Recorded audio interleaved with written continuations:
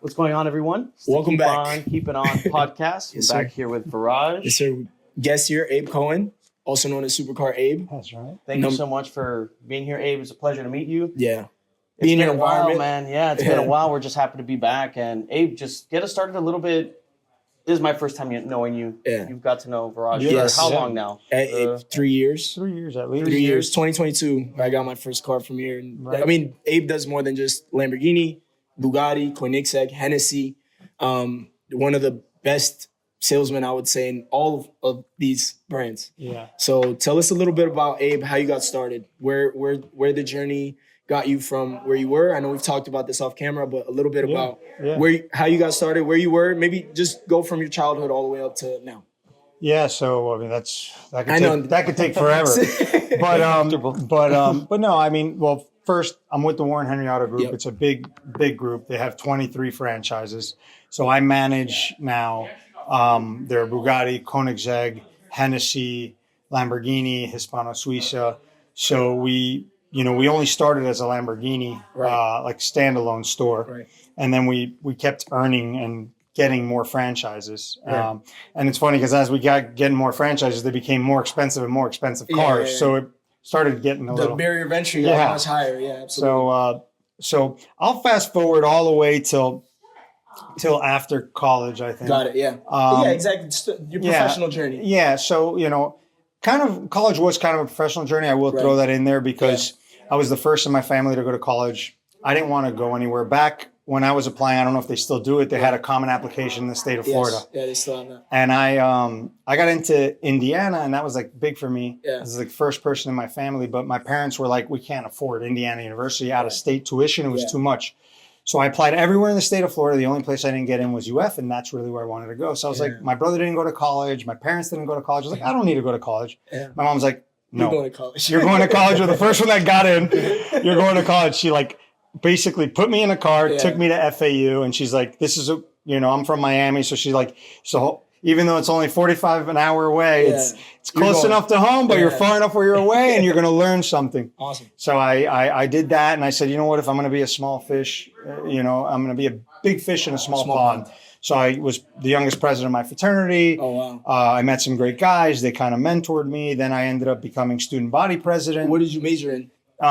In business. In business. Nice. Yeah, business management. Mm-hmm. And then because I became student body president, I was on it's pretty neat. And then I became like the vice presidents of all the presidents in the state of Florida. There's 11 state universities, and I ran to be the vice president of all the presidents. So I kept growing within. Yeah, it was random. My mom, when I told her I was going to go in student government, she's like, "Sweetie, that's not for you. That's for the smart kids," And I was like, all right, well, I could do it too. Yeah. So I did it, and I was like, all right, I'm going to try this route, and I did it. And the reason I mention it is because I learned so much in that small period of time. Right. We managed, at that time I was like 19 or 20 years old, and I'm managing a $7 million budget. You learn a lot. Yeah, of course. You learn a lot. And especially... It's like getting an MBA without getting an MBA. 100%. Yeah. Ironically, when I went back to get an executive MBA a couple years later, the executive MBA, you needed 5 years of managerial experience. Oh, wow. And I only had 3.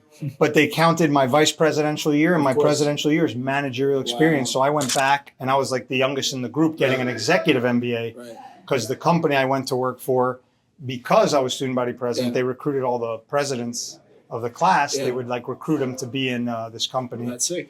And I went back and got my executive MBA. And then what did you do after, I guess, college? Once that was done, did you go right into selling cars? Were you? I never sold anything. Oh, wow. So in 2000, I graduated in 08, 09. Right. So that was obviously the worst time ever. Business, the whole world came to an end. So I was a board of trustee member as the president. So there's 13 board of trustee members of the university, which you're with really successful people, right? I'm just a student, and then there's 12 other people that are all extremely successful, and they all really liked me. Right. And they're like, hey, we'd love to give you a job. Our company's just not hiring. So I'm like, oh my God, I did all this to get a job, to start a career, and then basically the recession hits in 08, and I'm like, I just worked all these years for nothing. I'm like, my networking, everything, and everyone's like, we really like you, but, and I'm like, where everybody was getting laid off, you're trying to go get a job. Yeah, they're like, we can't even hire family members because all of us have to cut back. We can't actually hire. And I'm like, oh my God, what am I going to do? Yeah. I got a quick job in the interim with this company called Hotwire Communications. Okay. And they did fiber optic in communities. So I was like managing the communities. I just needed a job. Yeah. I just needed a job. Something to put food on the table. Something to put food on the table. So I was like, I'll just do whatever I can do. Yeah. And then one thing led to another. When they started hiring again, so about 1.5 to 2 years later, that same company that recruited me, they're called the Geo Group, phenomenal company. They own and manage private prisons. Oh, wow. But you have a mix of business and you have a mix of government, because the only client they have is the government, federal, state, and municipal governments. Right. So it was such a nice mix of politics and business and everything. But again, I wasn't in sales. Yeah. They put me in corporate relations, which dealt with all external affairs. Got it. So all the PR, sell-side analysts, because they were publicly traded. So I got like this whole feel of like finance. And then that's when I went back for my MBA. I needed to get really stronger backing in finance. So I did my executive MBA. And it was basically took me like 23 months. It was like a 2-year thing. Right. And it was like you'd work 12 to 14-day work weeks, because I'd be school, work. And it was a full-time job and full-time school. So it was extreme for like 23 months, but I put my head down. I was like, I need this or else I'm not going to survive in this industry. It was tough. And I loved it. I loved everyone there. But I always wanted to be in business development. Right. I like creating business. Yes. I love generating business. I love, starting from scratch and leaving I know, look, we all are motivated by money, but some of us are motivated by a little more. I love being a part of something where I can grow it or I can help it grow, or I can do something for like a greater good than just making money. Of course, we all have money, but there's always, there's more to it. So I have a best friend since I'm little. We talk, I don't know, every day. We've always talked. And I told him like, hey, I always wanted to be in business development, but I don't think they're going to let me go that route at the Geo Group. I love everybody there, but they see me in a successful path. I was a young manager there. They got you like kind of typecast. Well, they have their roles and everyone has their roles. And the truth is like, you kind of have a growth plan there, but I was like, do I want to do corporate relations for the rest of my life? Like, I like it. I loved my boss. He was awesome. We're still friends to this day, but I was like, business development is really what I want to do. Yeah. So then my buddy says, well, why don't you come sell cars with me? I'm going to open a new store and come sell cars. I'm like, dude, I've never sold a car in my life. My parents are Cuban immigrants. If I say I'm leaving all this, like, to my dad, the comfort or to my dad, it's the American dream. You wear a suit and tie to work. You work Monday through Friday. It's a publicly traded company. Like, imagine, my dad's a Cuban immigrant. My mom's a Cuban immigrant. They were like the proudest parents in the world. Yeah. So he tells me that, and I'm like, can I do business development? And he starts laughing. He's like, well, it is business development, right? In essence, if you're starting a store, you're more than just selling cars. You have to build relationships. And it's not like I had a book of business. I knew nobody. Yeah. So I go to my dad and I tell him, hey, Dad, I have this really good opportunity I'm thinking of doing. And he goes, name me one person you could sell a Lamborghini to. I go, I can't. He goes, so you're going to leave a career where you were a manager at a publicly traded company, the American dream, to go sell cars when you don't even know one person. What if you don't sell a car? Like, I don't know. Yeah. I'm like, but I think I could do it. I feel like it's more, I want to build something. I want to be a part of something. So my friend tells me, I said, well, how long do I have to let you know? 24 hours. I go, what if I suck? He goes, then you're fired. I said, so I'm going to change my entire life in 24 hours. And if I suck, off a whim. And he goes, oh, and by the way, no one's going to like you. Yeah. Because you're going to take a job that 100 people want. Yep. And you're my friend. Yeah. So they're going to think of you as you got the job because you're my friend. So no one's ever going to give you credit. Yeah. And by the way, all that student body president stuff, all that doesn't mean anything. You're the bottom of the totem pole. Yeah. You're coming in from scratch. So I'm like, you're really making this appetizing for me. Like, Jesus. So I get to change my whole life. I get to come into a new career, and I'm a nobody. He's like, pretty much, but you can be a somebody. So like, in this world, you can work hard and work your way up. And he's like, you could be as great as you want to be. You want to work harder? You can. No one's going to ever stop you. You want to make more money? Work harder and make more money. Right. Anything you want to do, you can do. And you could push it as much as you want. Yeah. Because it's you determine your own thing. So there's a lot of risk associated, but there's a lot of reward associated. Did you have in that like 24 hours of deciding something in your gut telling you I have to take this? Where you knew there were a lot of cons in terms of like leaving what you currently had, but I mean, I was like the scariest 24 hours of my life. I actually went to my uncle's house. My uncle's a successful businessman. Yeah.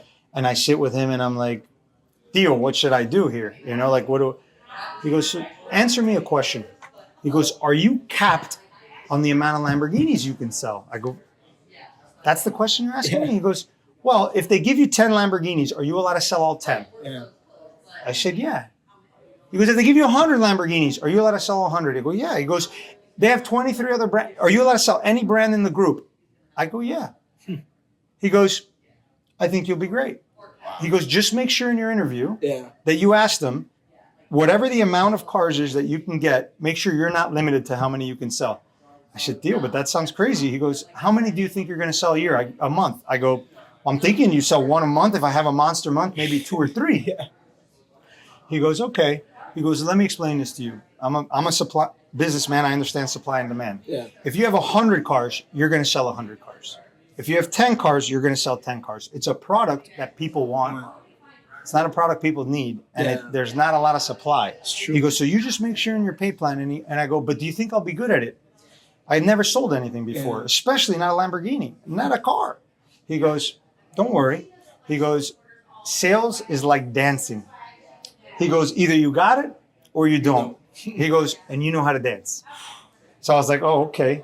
Such great advice. Yeah, I was like, damn. I was like, so that was what put me over the edge. Yeah. My uncle is an old school businessman, and if he told me that, you know, and he's like, almost seemed like he had certain faith that he was like, what was going to turn out. He knew like he felt at least that I would be good at it. So I came home and I was telling my dad, and my dad's more conservative. My dad's less risky. Of you know, course. he came from nothing, always trying to grind, you know, and he's like, you know, for him, that's like, how do you leave? So something stable. Yeah. In Spanish, he said, dejaste una vaca o una chiva, which means you left a cow for a goat. So every day my dad would call me, did you sell one today? Did you sell one today? Did you sell one today? I'm like, Dad, it's not a Toyota. Yeah. You don't sell cars every single day. I mean, we got 3 in inventory. I don't know what to tell you. So it was months and months and months. Let's fast forward. Right. 3 years in. So 3 years in, I'm already selling I was selling about like 10 to 15 Lamborghinis a month. Oh, by myself. Wait, but before we get there, I want to talk about your first sale. So you've made the adjustment. You're here now at Lamborghini Broward, right? Yeah. At that time, it was just Lamborghini Broward. Yeah. And that's all you were selling. What did that first sale look like?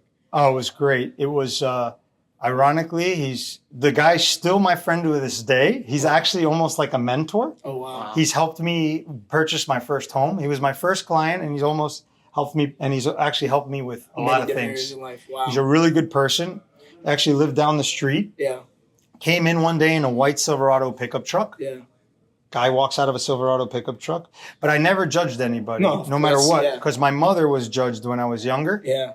And I said, you know, I don't have the old school, like, you know, that bad persona of car salesman and stuff. Yeah, we were just talking about that. I was telling him how at Lamborghini Broward, no matter who you are, what age you are, you come as a little kid, you get a chance to sit in the cars. Yeah. People treat you nice.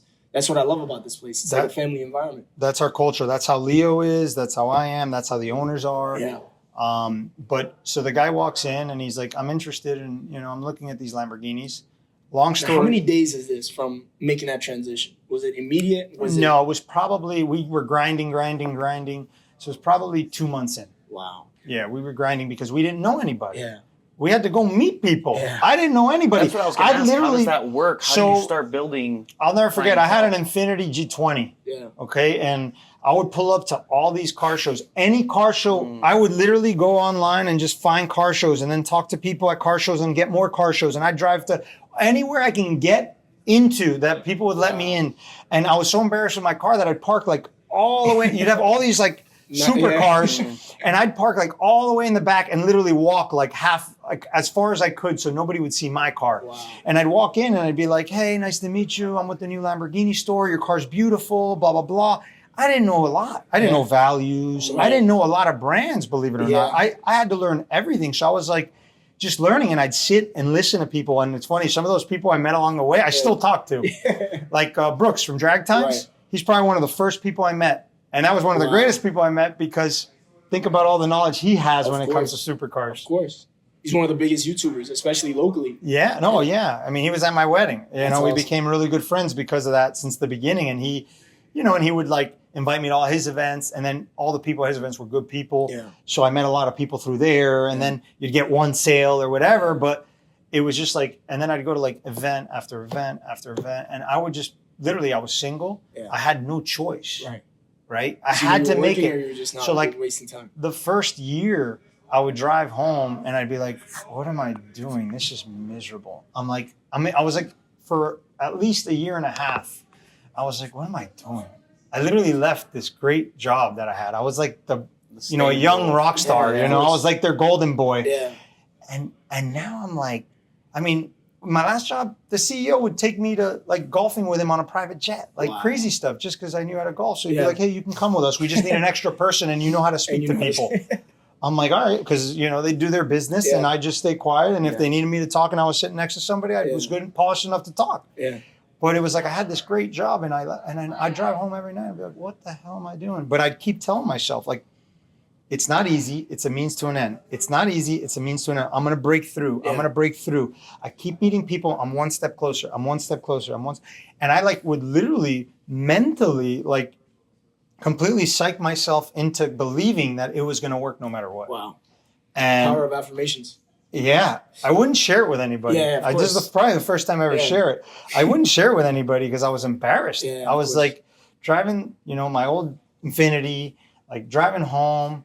There was a point where I actually, because I wasn't making enough money, I moved back in with my parents. Wow. So I was like driving this car that I could just finally make, like I was paying like $300 a month. I was making the payment. I was so proud of it. And then I was just like, didn't have enough money to get my own place, so I would like live with my parents. So I'd go to like these supercar events, right? And they're like extravagant, over the top, extravagant, badass, and I'm here and I'm loving it and the energy and everything. And then I'd get in my car and drive home, and I'd be like, damn, I gotta be better. I gotta be better. I gotta be better. So I think in a weird way, like the client base pushes you too. Yeah, it inspired you because you learn. Yeah, that people like I could go on and on and on and on with people that like. Yeah. Came from nothing and they're buying Lambos. Yeah. Came from nothing and they have multiple businesses. Came from nothing and they sold their business and now they're successful. Yeah. And you go down that road and you're like, man, I meet some amazing, amazing people. And the key is to never be jealous of people, right? But learn from them and appreciate them. I believe bring everyone up together. Yeah. And I think in this dealership, I think it's actually a cultural thing. Yeah. Starts from the top and everybody's proud of like you got to push people forward. Like when people are doing great, it makes everyone great. It's true. It makes everyone great. Like when we have a service department, just to go on a little tangent, like if the service department's not doing great, we hustle to make them do better, even though we don't make money. Because if they're doing better, we're doing better. If we're doing better, they're doing better. I think people get so caught up on the wrong things. Yes. Right? They get so caught up on, he got a nice watch. How'd he get a nice watch? Yeah. Oh, why does he have a nice watch? Because he's working for it. Yeah. And if he stole it, he stole it. He's still working for it. He figured out a way to steal it. But you gotta like let people like be successful. And I think you do better when you're happier for people, when you push people and they push you. Absolutely. So that was my little tangent because I think that helped me get through it. No, of course. And I think that really helped me continue to tell myself, these people are really successful. These people worked hard. I got to do it. They all have a story, but they did it. And I can do it. I could do it. And it was always good energy in this place. Yeah. When somebody comes to buy their first exotic, it's the most exciting thing to see. Yeah. Because you could have easily been like, oh, man, look at the, you're going to these car shows. It's not working out for you. You're struggling for like, you said like a year. And you could have easily had the mindset of, man, why my life is like, why miserable? Me?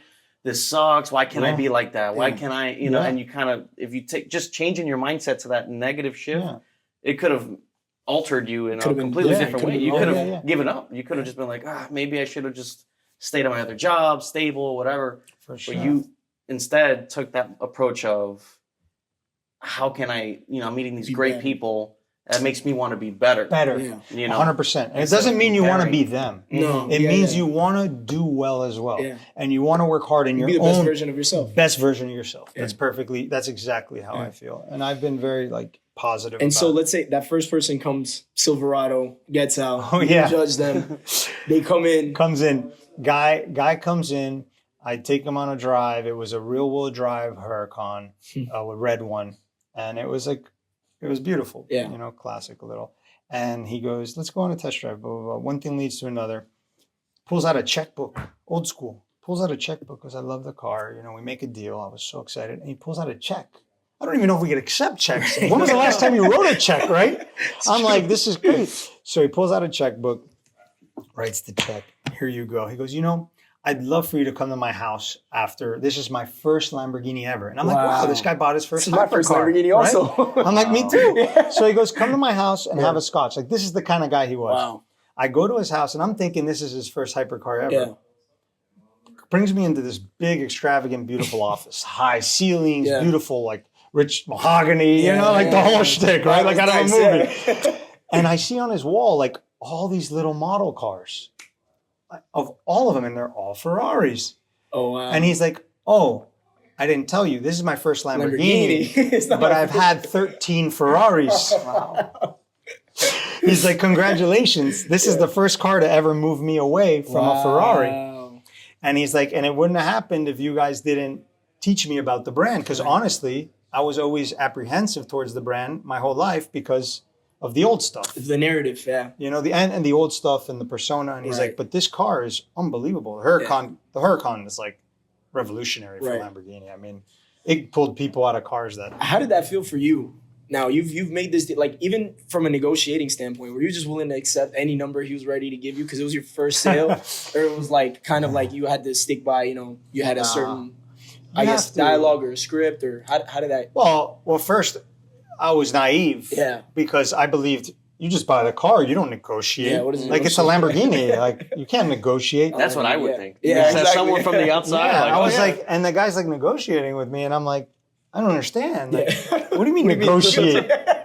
What do you mean? You're getting a Lamborghini? Yeah. I didn't know you can come in and negotiate. So, I learned quick on that, and then he did get a good deal, but. But how did that feel for you? Did it open up a set of possibilities? You went from a month and a half or 2 months of I haven't sold anything to now you finally sold it. Did it feel like now I could just sell that everybody? It does. It makes you it's like a monkey off your back. Yes. Wait, this can happen. You know? And then it started trickling. Then we had our first SV. Right. And when I saw the SV, I was like the Holy Grail, because everything was exciting for me too. Yeah, of right. course. I mean, I've never been around these cars, so I remember they sent me to Italy in 2016 to train, and I saw my first red SV coupe, because it was right when the SV coupes were, and it was in 2015.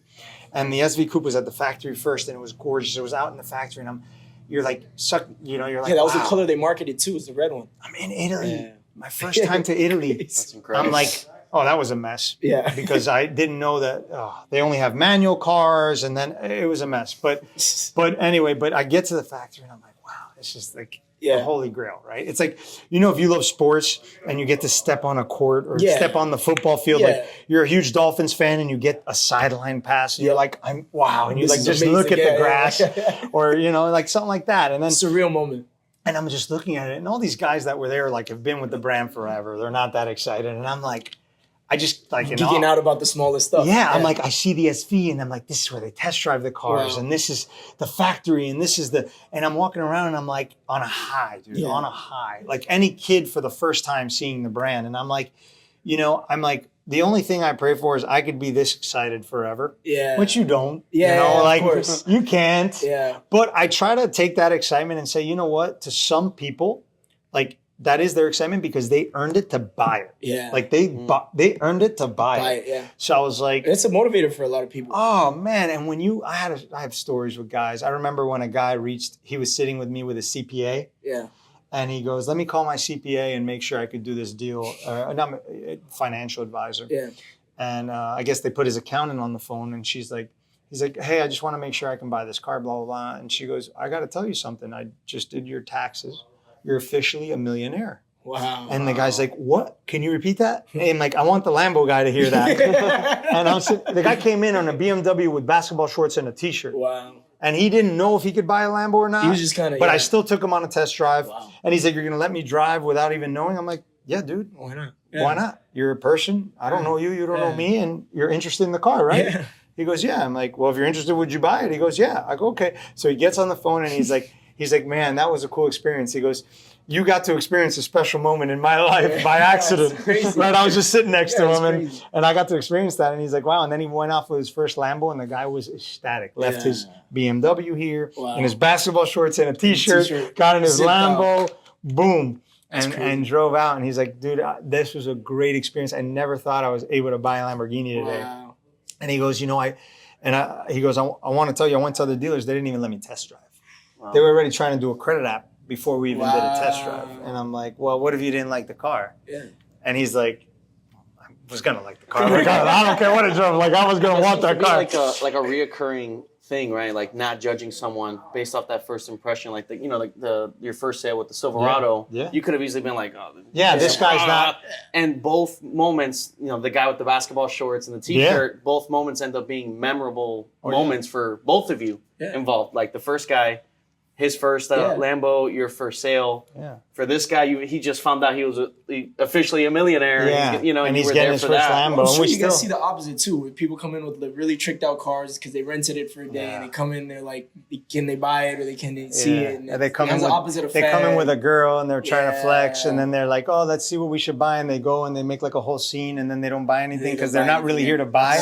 They just want to like entertain this chick for a little while. Yeah. And you could read it when that's happening, and you're like, I'm not gonna hate on the guy's game, whatever. I'm like, if that's how the guy has to do it, good for him. I respect everyone's hustle. Everyone has a different hustle. You can't hate on people's hustle, but I'm like, wouldn't be me. Yeah, it would be. But good for you for doing it. So from your experience, you would say, is it kind of like that? Like you can kind of read like usually the loudest people in the room, like are the loudest dressed with the they're not. You're like, they're not going to buy anything. It's hard. It's just a stereotype like everything else. Right. But if you go by like statistics, I guarantee if you did like a search, like the guys that really buy come dressed like him. Like no like offense to how you're dressed. No, of course. But you're dressed comfortable. Yeah, it's casual. Right. Because if you have a lot of money, do you give a shit what people think? No. You come in and you come in. Now you'll have maybe a nice watch. Mm-hmm. But Now, one thing I wanted to mention is after obviously selling cars for a really long time, you get a read for people. Or you always had that talent of reading people, and that kind of like over time. You start naive, you're like, oh, but it's a little good to stay naive. Yeah. Because if you get into you think you know too much, and you think you know what this guy is or that guy is, that's where things start to get ugly. Mess up, yeah. So I just try to stay naive. Right. I protect myself. It's actually great advice, yeah. I protect myself because, time is valuable too. Right. But besides time, it's also, you got to be careful. We're in South Florida. There's a lot of sketchy shit that happens. Of course. There's a reason why they put 2 FBI buildings down the street. You know what I'm saying? Like, this is the capital. Yeah. We have some of the smartest people in the world. They're the biggest scammers in the world. If you apply them to like be a CEO of a company, they're brilliant. Yeah. But you always have to protect yourself because at the end of the day, what we do, we're also like, I do the finance also. Like I do my own deal. I do my own financing. Like you have to protect the dealership. Yeah. You have to protect the asset, and you have to protect like the banks. Yeah. Because I'm the financial agent. Right. The bank comes after me. Right. So I got to protect myself. Right. So you always have to kind of always be, especially what's the first thing someone buys when they're doing something illegal? Car. A nice watch, a nice car. Yeah. You're not stealing to go invest in a property. No. You're stealing to go be flashy. Yeah. So there's a little aspect to that, I think, with anything in luxury because that's what people do. You commit a crime, you want to get something cool. You're not risking to not. Yeah, of course. So there's that little factor, but you still stay naive. You always protect yourself, because at the end of the day, I'm responsible for the owners, I'm responsible for the cars, I'm responsible for the bank. Like I'm their agent here, right? So what year did things start getting, I don't want to say easy, but I guess more, you were in flow state? 2020 was COVID the first year right before COVID. Right. So I haven't mentioned Leo a lot, but Leo is the backbone of this place, okay? He's our GM, and we're like brothers. We did everything together from the beginning. Right. We competed and everything, but we're like family. But Leo and I were sitting down one day, and we said, when the pandemic hit, we go, let's buy every Lamborghini we can from every dealer. Wow. We went out and bought 12 Lamborghinis, new Lamborghinis. Right. We started calling every dealer that was like nervous. Yeah. And we Just said, buy hey, it we'll from buy them. them. Yeah. We'll buy them. And we went to the owner, obviously, and we said, hey, we want to take a little bit of a risk, but we know. So the owner said to us, do you guys believe you'll sell these cars? We believe this is temporary. Yeah. And we didn't know that the prices would skyrocket. Yeah. We just thought it was temporary. And while people were nervous, we said we could buy more inventory because eventually we could sell. Or if there's no more inventory, we'll have inventory. Yeah. Smart. So we were selling every single car we had. We sold every month. We were one of the top stores every month. If they gave us 15 cars, we sold them. They gave us 20 cars, we sold them every month.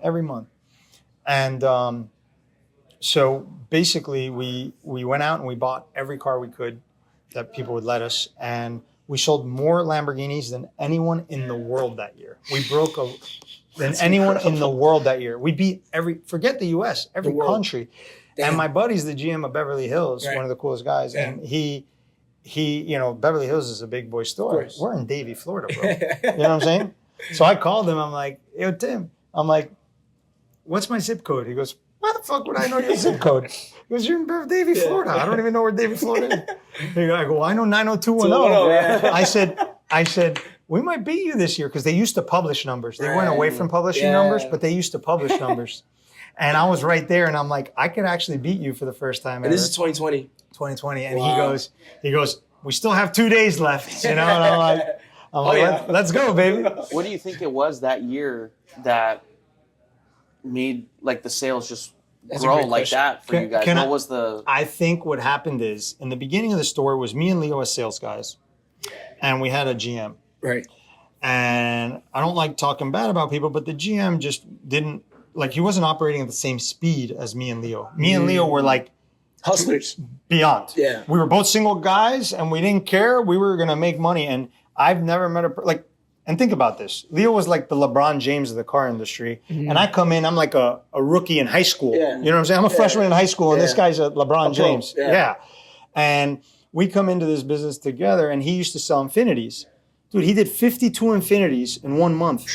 He sold more by himself than 2 stores in the state of Florida. Oh, shit. As an individual. As an individual. That's The guy was on a different level, bro. Like, the guy would show up, because when he first started, he has a great story too, but when he first started, he would show up, the dealership would open at 9, he'd be there at 8 in the parts department, and not in the parts, in the service department, and he'd be taking leads from service. Then he'd work, Bell closed at 9, he'd work till 9, and sometimes he'd work 7 days a week. The other sales guys were like, bro, how do you compete with that? How do you compete with this guy? How do you compete with that? So then that's the guy I have to go compete with. And I've never sold a car before. Imagine that. So like, it started getting crazy because me and Leo would be like, so for every 4 calls he would answer, I would answer like 1. Yeah. So I call the owner, I'm like, hey, is there like an up system or something? Yeah. Like, how does this work? He's like, no, you both have the equal opportunity. You both go. Go get it, yeah. I go, but dude, I'm not answering any calls. This guy is answering 4 calls for every 1 that I answer. He goes, that sounds like your problem, not mine. He goes, I told you, it's not easy. Yeah, of course. I'm like, oh my God, what do I do? So I'm like, you know what? I was answering with my left phone, and I'm like, I'm a righty. So I buy a wire, and I flip the phone to here in the middle of my desk. Oh, that's crazy, yeah.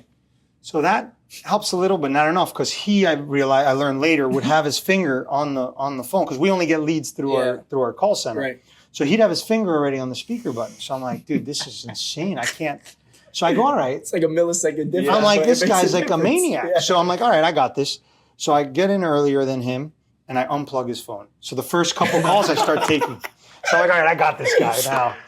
So he's no joke. He knows the game. Figured it out. So he goes, no problem. So he leaves mine plugged in, and he realizes he says something to me. So I'm like, oh, he already caught me, so I can't do that again. So he starts lowering my volume. So I don't know. My phone doesn't ring, and he's answering all the calls. But it was getting crazy. So like, if I would get here at like 8:50 and we open at 9, he'd try to be here at 8:45, and then I'd try to be here at 8:35, and then if I the store would be closed, and we would sit here an extra 10 minutes to see who can grab the last call. Like, it was getting out of hand, bro. So it was getting out of hand, and I'm like, because you know, Leo, he's the best, but he's a little rough around the edges. Yeah. He's not that polished. And I had like this corporate polish the background. polishing, yeah. And I'm like, dude, this guy could be so great if he was more polished, right? And I'm like, and you know what I realized? I hate still to this day when I go into a store and let's say you're the sales guy that said hello to me and then this guy's doing a better job and I can't talk to him because you said hello and then you're like following me around the store. Yeah. And me and Leo were like a little aggressive. Like, this is Lambo. Like you got to let people kind of enjoy the culture, have a cup of coffee. Yeah. And we were like aggressive. Yeah. And it wasn't really working that well. I got you. And I said, all this MBA and all this bullshit I did, you know, in the past, like I was president, but what did I learn? I said, I learned, you know, a lot in business school. And like, you know, I think how you receive people, right, is very important, especially like first impression, this, that. So I go, Leo, let me ask you something. I would guarantee you, me and you would sell more cars if we weren't like attacking a customer. I said, let's just try a couple where we split a deal. If the guy walks in, I get him a cup of coffee, you could help him, I can help him. Let's just split a deal and see how it goes. Like, let's just try because then we can build a better culture here. Now when people walk in, right, they're like feeling like culture. And I'm like, this is like, the way I thought of this place is like a club. And then the owners were trying to make this a club too, unintentionally at the same time because they would do like Supercar Saturday here. That's and they'd be like, hey, invite your client. And I'm like, dude, this is not about a car. This is not about a sales transaction. This is about a club. An experience. This is about an experience. This is about like, you want to hang with who you want to hang with. It's like fraternities or it's like, and obviously my whole life, student government parties, fraternities. So you had that. I had that background of how to make it fun. So I'm like, Leo, you're the best I've ever met. I said, but if we work together, I think we could do even better. Oof. And he's like, all right, let's try. We do a couple deals and he's realizes it's being easier for him because he's trying to take 2 deals at a time. I'm saying, I'll take this guy, but you're going to get half the money. Yeah. And then we'd have 3 guys at the same time. And I'd be like, hey, I'm going to work him, and you still get half the money. Yeah.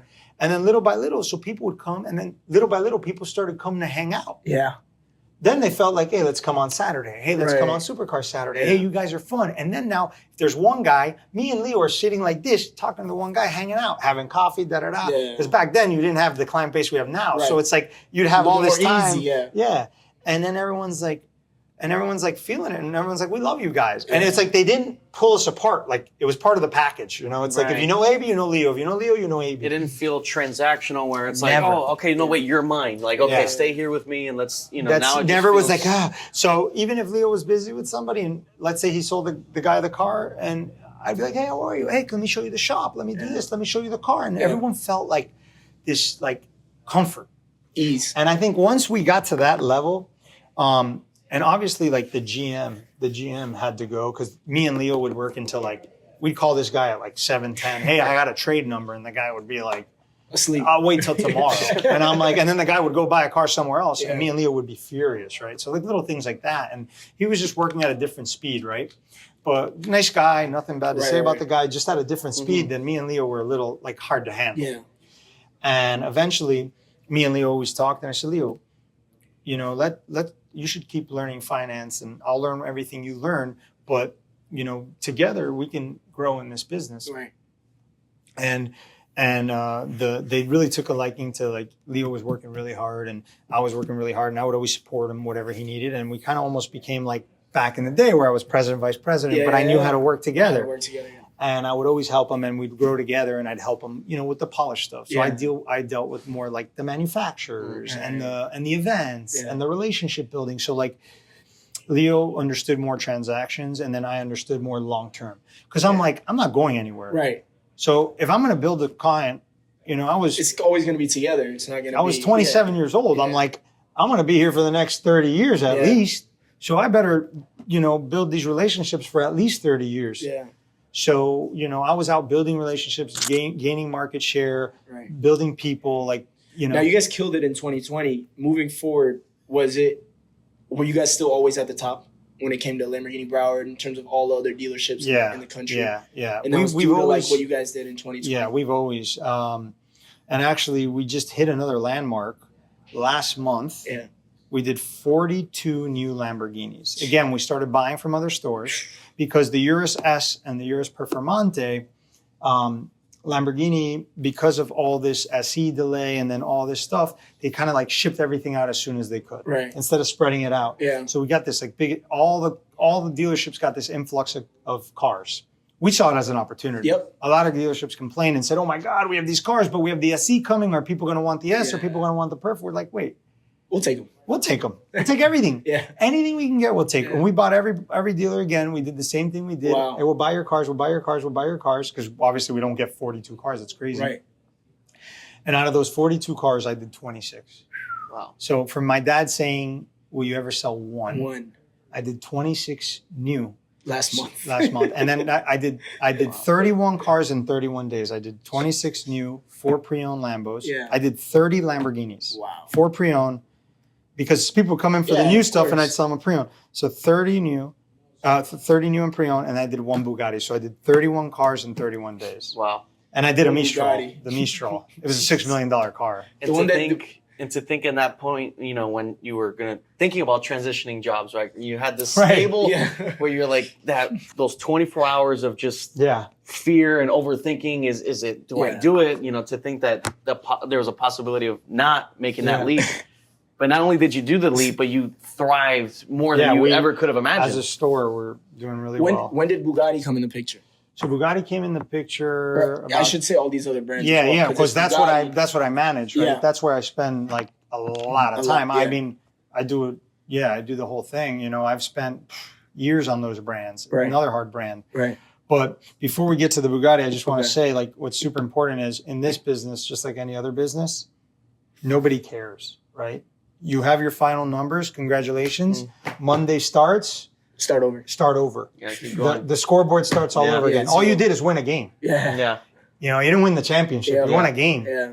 And the championship never comes, It's by the actually way. a beautiful way to look at it. Yeah. The championship never There it comes. goes. It's just game after game after game after game. game. And like, I heard Ray Lewis say this, and you know, we could all say Ray Lewis is one of the best linebackers Yeah, ever to of play the course. game at another level.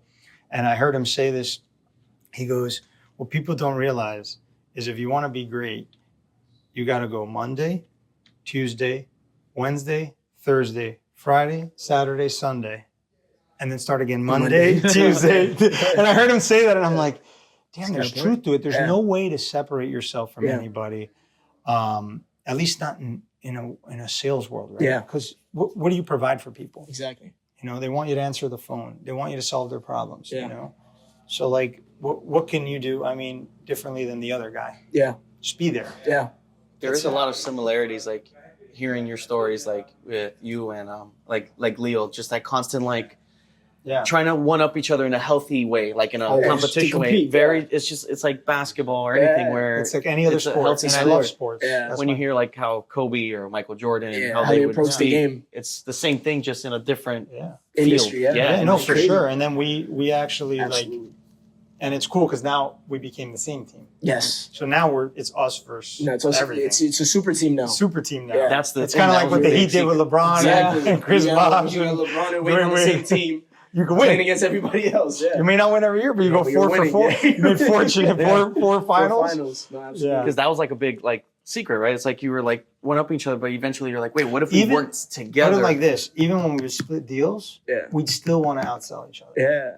So it doesn't work with everybody. Right. You have to have somebody that's like-minded. You have to have You somebody. know, that, competition, it stems from the Latin word in the back, it's to conspire together with. Mm. And it's basically like it's what it means. You're conspiring with somebody else for a greater good. And in this case, it was selling more cars. It was getting better, and both of you guys got better because of that. yeah, You no, know, for sure. over He's time. made me better, and I think I've made him better. Absolutely. And I think, and for the culture of the store, it's not an easy model to recreate. Right. The owners do believe in culture more than anything. That's awesome. Like when they brought me in, think about it. Yeah. I didn't have sales experience, but they knew that I loved building relationships. Obviously, I understood a little finance, Yeah. right? I had a finance background, a little business background. Yeah. And they liked that I didn't have that old school mentality, right? Right. They liked that I didn't have that like, you know, bait and switch. Hey, the car's this, and then you get there and you switch the It's price just on the guy, like that old school shit that had Yeah. the bad persona. Yeah. But so they kind of like, they were like, we like that. We want you to build that, Yeah. you know. And then they put a rock star guy who was their best guy in the company, you know, one of the best in the company, and They're like, you guys figure it out. And you know, and the owners took a risk too. And they course. said, you know, we're going to throw this in here and Especially see what happens. Florida, like, let's see what happens. The owners took a risk too. So it's all kind of like, again, it all, you know, you can't take credit for everything, right? Yeah. The owners had a vision, you know, and we kind of believed in the vision and we kind of all did it together. Right. And I think like that's part of it too, right? Like you have to have a vision, Yeah. you know, you have to have a goal and you don't have to be the number one guy on the team, right? You don't have to be the Absolutely, yeah. But, you know, if you have enough, look at the Heat, man. Yeah. Enough role players and one guy who's good, you know. Yeah, a little bit better than the rest. You can win championships, you know. Look at the San Antonio Spurs, you know. Like, look at the these years teams. they won, like, yeah, 100%. Yeah, so I'm just relating to basketball because you are supposedly a professional Indian basketball player signing autographs in China. Like, what? That was crazy. I saw that. I'm watching this. I'm like, bro, I didn't even know he played basketball. He's like traveling the world signing autographs. These kids are loving him. They're hugging him. This isn't about me. So that's why all the basketball references. Because we're sitting next to one of the best Indian basketball players to ever live right here. Quick shout out. So back to all right, back to Abe and Bugatti. When did that start? So we got Koenigsegg and Bugatti back early on around like that 2018, 2019 timeframe. Yeah. That was a whole new undertaking. Of course. And that was exciting, you know. It was like almost like a pat in the back. It was an honor to be like, I'm sure it was for the owners to say, hey, your stores are doing so well where you can go to a manufacturer and pitch a point and get it, right? And the owners they've been in business 40 years. They know what they're doing, right? They're a clean cut business. You know, in the car business, you stick around that long, you're doing something right. Yep. So they get it, and then they let, you know, me and Leo run with it again. And they're like, well, you guys did a good job with this brand. Like, see what you can do with this one. I'm like, yeah, but there's one thing to sell. Back then, they used to be like $200,000 cars to $500,000 cars. Yeah. Now we're talking about $3 to $4 million cars. And I'm like, here it goes again. We got to start this all over again. You know, it's almost like that conversation with my dad. Who do you know you could sell a $3 million car to? I don't know. Yeah, because it's like you go from selling, you know, what even it still is the price of some homes to now selling the price of a mansion to some people. Bro, you know, it's just having the money, another level clientele. Besides having the money, you have to love cars enough to spend $3 to $4 million on a car. Yeah. All right. And, you have to like, okay, yes, I met many wealthy people, but you could be wealthy and still not be like, I don't want to spend $4 million on a car. Yeah. You know, it's like, it's a big undertaking. Absolutely. So that took me like years to build a base because I started from only having the Lambo clients. And believe it or not, it's not that they don't have the money. It's like a lot of Lambo clients love having a Ferrari, a Porsche, a McLaren. It's a multiple thing. You know, a G, whatever. And they have like, they're like, I'd rather have 6 cars than one. You know what I'm saying? Or like 5 cars than one. So like, I'm trying to pitch all these guys and I'm like, dude, I love so many cars that I don't want to just have one and be worried all the time and stuff like that. So now I have all these new obstacles to reach and have to meet in these new circles and have to get into another level of like, and that was a blast. That was really cool because they don't show up in your showroom. They don't call you on the phone. They don't. No. I mean, you might get lucky. We've maybe gotten 2 leads over the phone when we sold a Bugatti, right? I mean, like, it's not like someone's walking in and like, oh, I'm going to buy a Bugatti today. Can that happen? Yeah, it hasn't happened to me yet. Yeah. Phone ups, I've taken 2 that actually converted. So how do they come? I had to go back to getting out on the road and figuring out where people are and going to Car Week, Pebble Beach Car Week, and then meeting people there over the years. And then remember, when you're at that level, you have such a small circle that you already have your guy. Yeah. Why do you need me? Yeah. Why do you need me? You already have your guy. You already have your Bugatti guy. You already have your Koenigsegg guy, right? Like now I have to compete not only with a guy that I have to find this like little niche, then within the niche, those people already have guys. Yeah. And you know, it gets hard, but you always have to, again, be positive, like move forward and like be happy for these people. Like I would meet somebody and they'd ask me advice on buying a car from somewhere else. And I could be closed-minded and be like, screw that. I'm not telling this guy all my information. Or I'd say, you know what, let me help this guy. And maybe it comes around and maybe it doesn't, but good for him. He's buying a Bugatti. And obviously I didn't have the one that he wanted, but he's asking me advice because he wants to hear from a guy who studies Bugatti. Yeah. And it kept working and we've built over the years. I mean, I went from selling 1 Bugatti to last year I did 10 pre-owned Bugatti, which was the most in the world. Do you want to flex a little bit and tell us like how many? So there's a new Bugatti coming out, the Tourbillon, which is what $5 million car, I think, starting price. Yeah, 4.6 million base before options. 4.6 million base before options. last year, you said there were how many for sale, and how many did you sell? So there's probably around 90 will make it to the United States. Right. There's 250 worldwide. Right. We forget that the world is big. Yeah. We think we're the only people in the world, but the world is big and there's money outside the United States as well. Right. But there's 250 produced worldwide, $4.6 million base price. It's never been done before by any manufacturer to have such a high ticket price and so many vehicles. And I took 12 orders of the Tourbillon. Wow. Yeah. Which, as a standalone, you were number one. No, not on new cars, but new and pre-owned. Yes, the whole package. Yeah, the whole package. I was number one overall. But even then, the pre-owned cars, it's not like they're depreciating crazy. If anything, they're appreciating a little bit. Where I did really well, where I thought it was a big one for me, was I was selling, 1 to 2 cars a year, and the Mistral came out. And the Mistral is a $6 million car. It's €5 million base plus, and then convert it and then bring it in. And it costs like $200,000 just to bring it here. And how many of those are out there? So there's only about 40-ish that'll come to the United States, and I did 4. So that's 4% of the allocation. Wow. I mean, 10% of the allocation. 10% of the allocation. I don't know why I said 4. Literally 10% of all. 10% of the allocation that came to the United States, which to me, I'm proud of because there's 13 dealers in the North American market. So I was like, all right, that for me was like a big stepping stone in Bugatti and gave me like this whole level of confidence. Going from could he sell one Lamborghini to selling and I sold a Bolide. Wow. And a Bolide, there's only 40 of those worldwide. That's that crazy track car.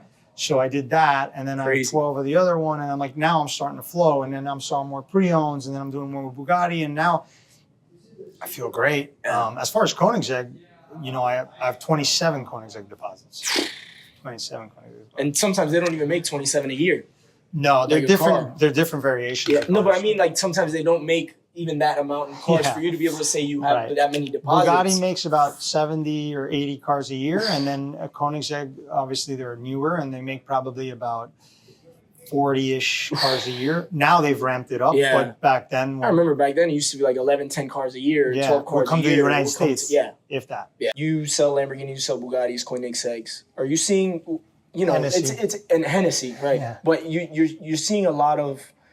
You're seeing a lot of clientele now. Majority, what you see on social media, the famous people coming in, getting a car, this, that, and the third. But the majority of your clients, are they in those industries, being a celebrity, being an athlete, being, in the known space, or are they more low key, business owners, people you never hear about, coming in shirts and flip flops rather than the LV shirt and big chain? Drastically to the latter, right? It's like.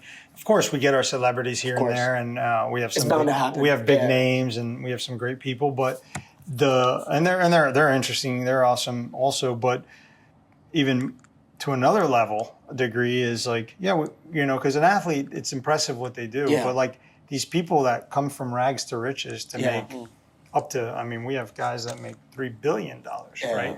I mean, I had a guy that makes $3 billion from rags to riches, an immigrant. Yeah. Wow. You meet a guy like that. And you're like, oh my God. And the majority here, from Lamborghini on, it's guys that either started their own business or maybe maybe their parents maybe started, but they took it to the next level. Right. So you can't take anything away there. You're right. But it's usually, for the most part, it's business owners. And I think the common denominator is you have to have equity. Yeah. If you ever want to be wealthy, you have to have equity. Yeah. And another common denominator I learned from all these guys is somehow or another, they're all in real estate. Yeah. Whether it's just as investors, whether they're on the commercial side, on the residential side, they have buildings, they have projects, development. Wow. But they're all wealthy. Let's say they did from their business, but they all have something in real estate. And I think like if you're motivating people, or like that people are asking like, forget what I do, but what they do, like what these successful people do, is they always find a way to have their own business. Because at the end of the day, to make a real fortune in this country, and this country gives everyone an opportunity to start your own business, because we meet people from all over that have started their own businesses. And they start a business They're not afraid to take a risk, and they go through crazy, you know, and we obviously see the success stories here, Yeah, right? Because if you didn't make it, you wouldn't be here. You wouldn't be here. Yeah. So maybe we're dealing with 10% out of the, 100% of the people that try to start businesses or whatever the portion is. I don't know the percentage, but obviously we see the smaller percentage. But all of them took risk. All of them started their own business, and that's the way to really make a fortune. Yeah. And then they diversify, and then they get into real estate. Obviously, a lot of them, some in the stock market, some not, but real estate seems to be the common denominator. They're all always in real estate, one way or another. And then the as higher up you go in terms of brands, I'm sure Lamborghini is open to maybe more pro athletes and celebrities because it's a little bit more accessible. When and you'll have a lot Bugattis of surgeons. You'll have attorneys, the guys. So you have a lot of professionals. Like if you had to give like a split, what would it be from celebrities to business owners, people you'd never hear about when it comes to people who come in through the door and get in a car? Oh, I would say 10 to 90. 10 to 90. 10% like celebrities and then 90%. Yeah. Wow. And we got a lot of athletes here. We're on the ranches. We have lots of baseball players, lots of football players. All of them train out here, live out here. Yep. We get even some basketball players and the ones that fit. Right? Yeah. But, that's true. But in hockey and everything, we have a lot out here. Yeah. Is where people stay safe, right? Right. So when you see like your journey, right? Like how far you've come since, like that, not knowing what you're going to do, the 2008, the recession, all this stuff. What were some of the biggest, I don't like saying the word mistakes, but lessons that you've learned throughout like your journey, starting in the sales and everything? Was there any mistakes / lessons that you had to kind of go through to help you get to where you are now to make you like who you are? Yeah, who you are. Yeah, I think like professional on our sales, like let's just speak sales wise.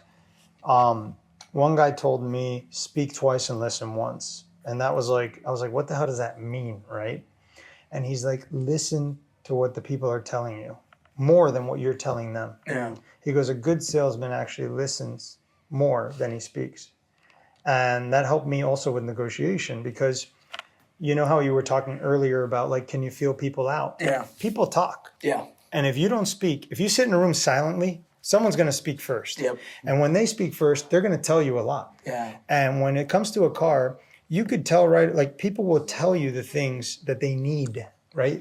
It's almost called a needs analysis. Yeah, of course. But like if you're listening to someone and they tell you, oh, I have 2 little kids and I have, and I play golf and my kids play lacrosse and this and that. And, and we have, but we're not, he doesn't want a Rialto, right? The guy is probably paying for private school. His kids play lacrosse. Yeah. The guy's a golfer, so he belongs to a club. If not, he's spending a lot of money. He's got other expenses. And he probably needs a Urus. You know what I'm saying? But like, so it's like. Golf bags got to fit. That's like right down to like the nitty gritty of it. Yeah. I know your question is more like big picture macro level, but little things like that add up to the macro, right? So like I've probably lost so many deals because I wasn't in the beginning, right? Now I feel like I listen a lot more, but I wasn't really listening to what people wanted. And I think connecting the dots is the most important thing. I think also what I've, one of the things that I think that, what big mistakes have I made? I mean, it doesn't have to be mistakes, but just like lessons learned. Maybe I think regrets, things you've learned, maybe if you could change anything or anything like that in the past. But thankfully they made you who you are. So you've like learned from them, you've grown from them, but maybe you could have learned quicker or something like that, No, for sure. I mean, I think time management is huge. Yeah. I think time management is huge. I think we're all guilty of it in a society where everything's so quick. Right. So I think like, I feel like you could be so much more efficient. And I think I've been more efficient over time, realizing like balancing so I mean, I'm like old school. Like I literally put a to-do list together. Everyone makes fun of my spreadsheets. Everyone makes fun of my notepad. But like I was like all over the place, and if you try to do too much, you don't get anything done. So, and in this world, there's distractions all the time, right? It's like people walk in, people walk out. You're getting phone calls, a service issue, this issue, a title issue, that, blah, blah, blah. Before you know it, you didn't sell anything because you're dealing with everything but selling a car. Right. So I think like time management and actually, organizing yourself and then actually setting, I've read Especially like, because being a salesperson, you're kind of more on the entrepreneurial side of things when it comes to work. You went from a corporate job that probably had like a regiment or probably a structure. Excellent point. To now coming in and having kind of no structure. No structure. This is you it's show up to up, you. Yeah. You show up and all they want to see is results. Yeah. And any.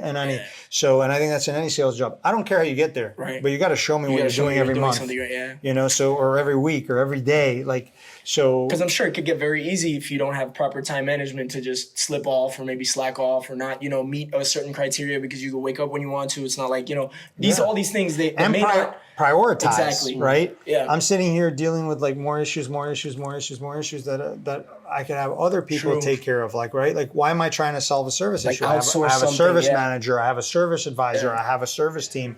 Like, instead of me trying to do everything, like handing some off, delegating a little to even sometimes saying no to things that may require your time when you should be saying yes to other things or saying yes to things that are menial. Right. Politely and politely, but also the thing is like back to like things that I've learned along the way is, and I think this is in any business, and I think your dad understands this. Yeah, is connecting the dots, connecting people. So what I've always done is connect people, even if I get nothing out of it. Right. And like back to like, how do you get people to remember you? Yeah. Right. So you listen to people. So I talked about listening twice and speaking once. So like, I'll give a little stupid example. I had a guy that came over and he was opening like stores for like chicken shops, like not chicken kitchen but one of something like that. And he was like telling me all about his new stores and people like, they're successful. They want to share it.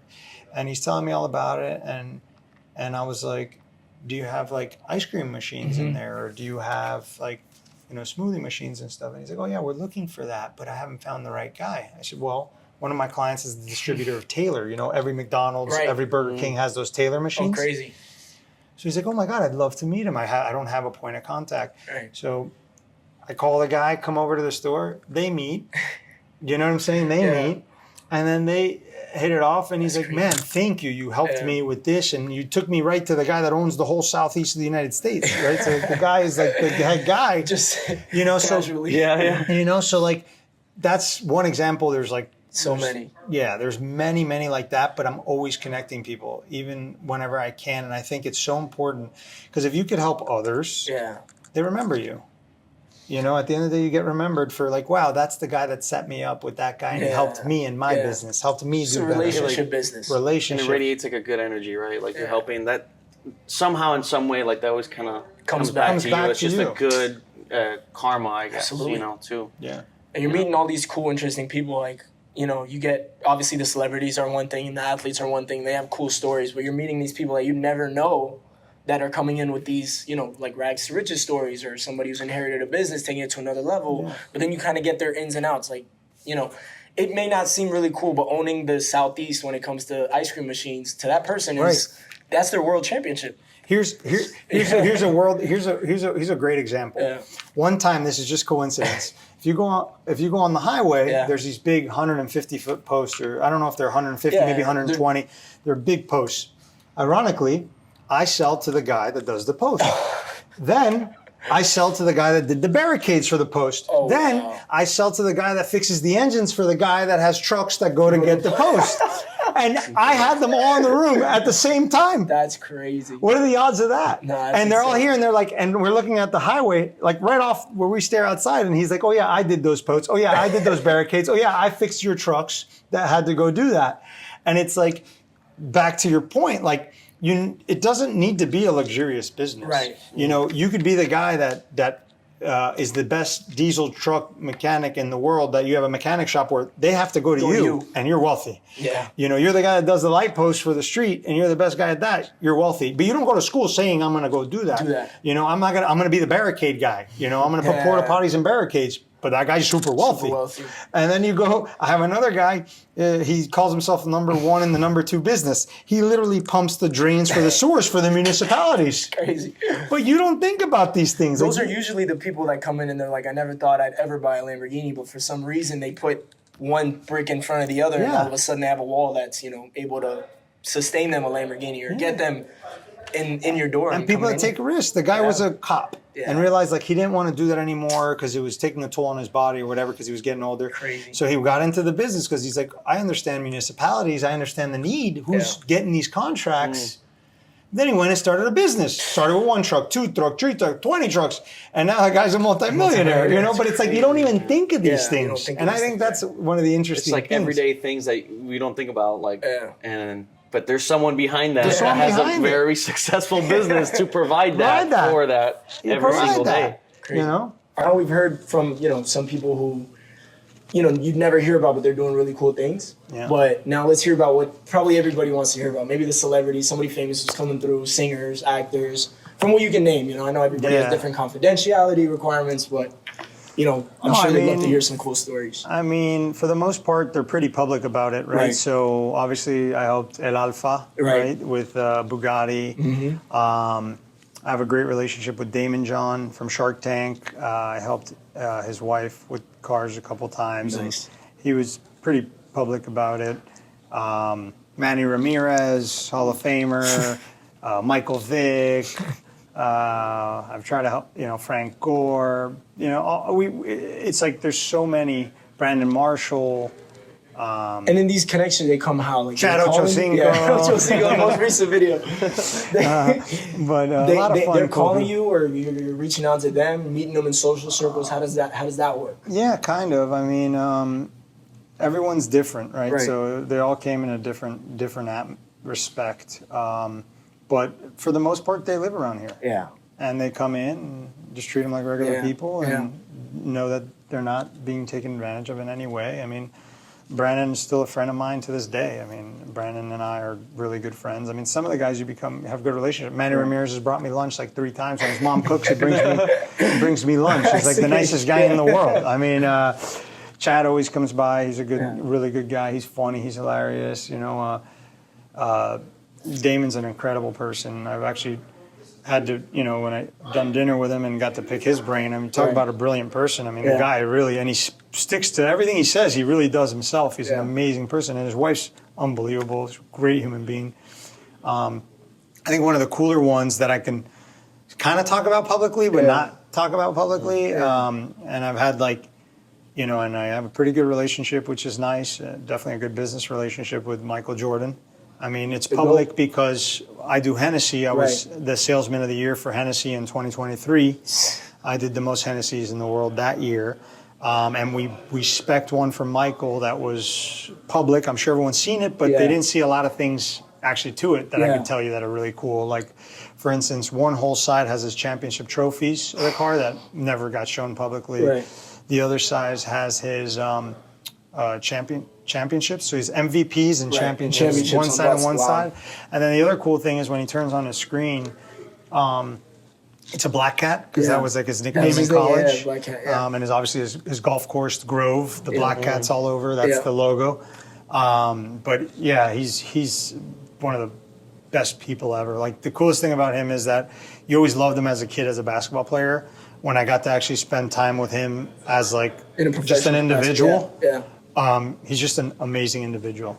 And whatever anybody says about him, he's this, he's that, completely inaccurate. Like, if you actually get to know him and talk to him, he's probably one of the most impressive human beings you'll ever meet. Like, I got to go to NASCAR with him because he has a NASCAR team.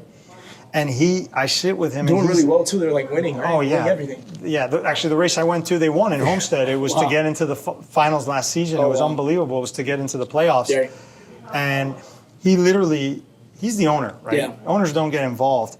He could tell you, he was telling me, I asked him a bunch of questions because I don't know much about NASCAR. Yeah. I'm more of a Formula One guy.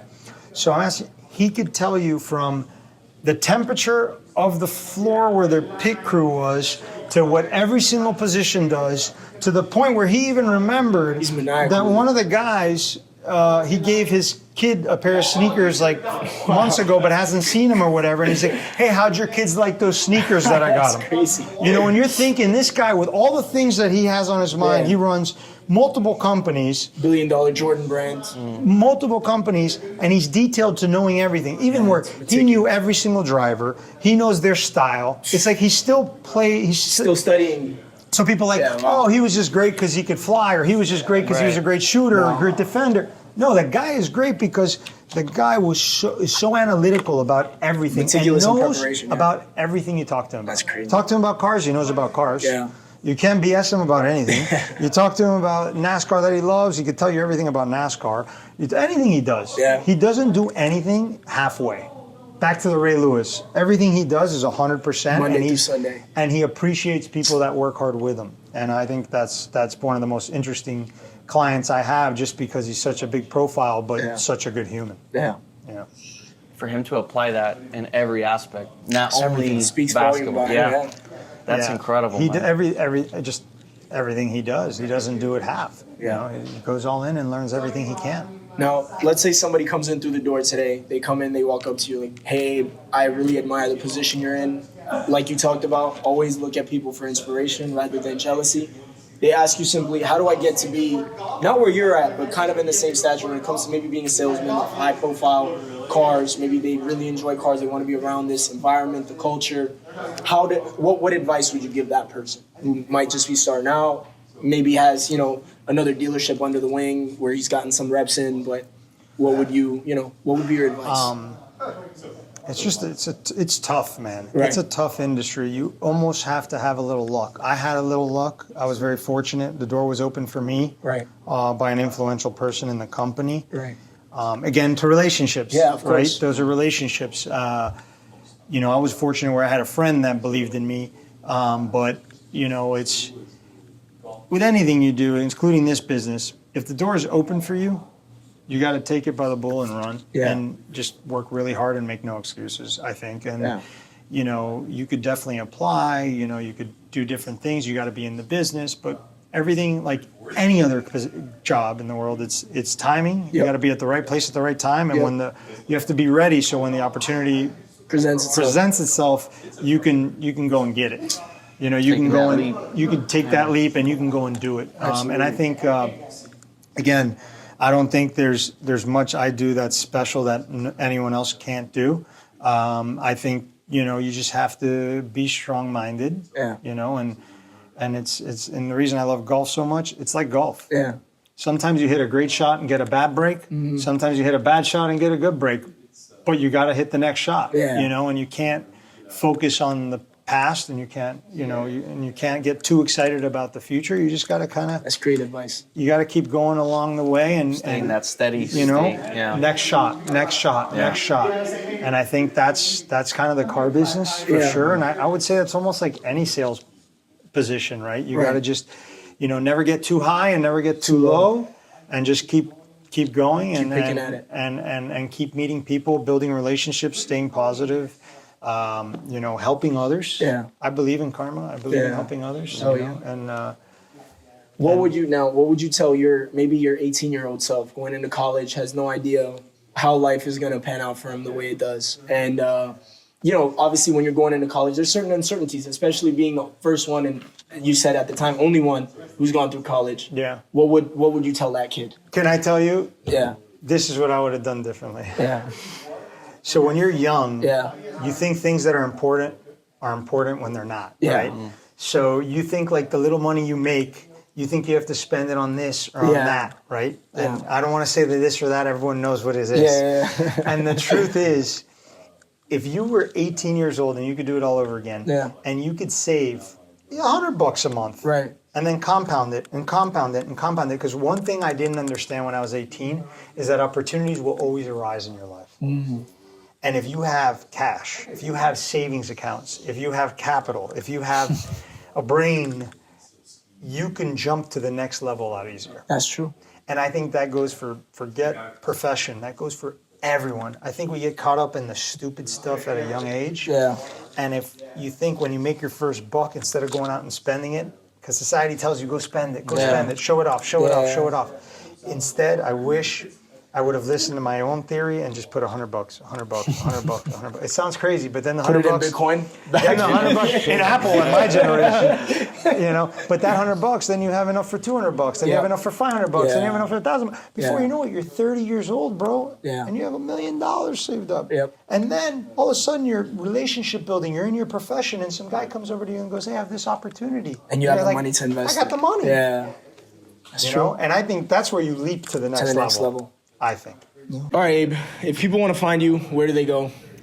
On Instagram, I'm at supercar_Abe. On TikTok, same. At supercar_Abe. I just started TikTok. Yeah, I feel that. Yeah, you do really well with the Bugatti clientele, I'm sure. But what I want to say, maybe if you wanted to give maybe 3 pieces of advice to anybody who's listening, just, you know, it doesn't have to be related to cars, could be just life in general. Any final advice? Any final advice? Yeah. Any final words you want to give to the audience? I feel like you've given a lot. Already. Yeah, you've given a lot. Like this whole podcast has been great. I've been pretty redundant, but just work hard. Don't make excuses. Yeah. You know, wish only the best upon other people, and if everyone does better, you'll do better too. So just always, you know, wish the best for people. Nice. Don't, Love that, brother. Thank you so much. Thank you so much. This is a pleasure, Thank you man. so much for coming on.